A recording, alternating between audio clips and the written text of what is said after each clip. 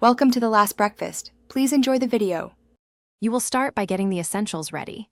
Install Git, and if you plan to run cursor locally, Node.js.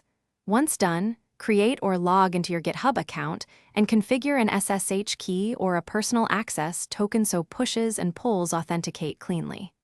Next, install Cursor and sign it into GitHub, making sure to grant only the repository scopes you need. These steps let you move straight into cloning and interactive coding without permission friction.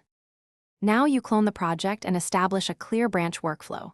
Clone using SSH or HTTPS. For speed, use depth equals 1 if appropriate. Create a feature branch with git checkout B and commit frequently with concise messages so history stays readable. Use Cursor to scaffold functions, produce tests, or suggest refactors. Run tests locally and iterate until green. Once satisfied, stage your changes. Run a final lint/test cycle and prepare a focused pull request that explains the why and the finish by pushing your branch and opening a pull request that states intent, impact, and test coverage. You will respond to reviewers by making small, focused fixes, commit and push or rebase interactively to keep history tidy. If conflicts arise, resolve them locally, run tests again, and push the resolved result. After approval, merge per your team policy, delete the remote branch, and update your local main.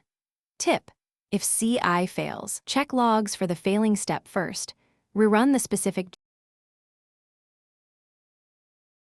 Thanks for watching. If this was helpful, leave a like and consider subscribing. See you next time.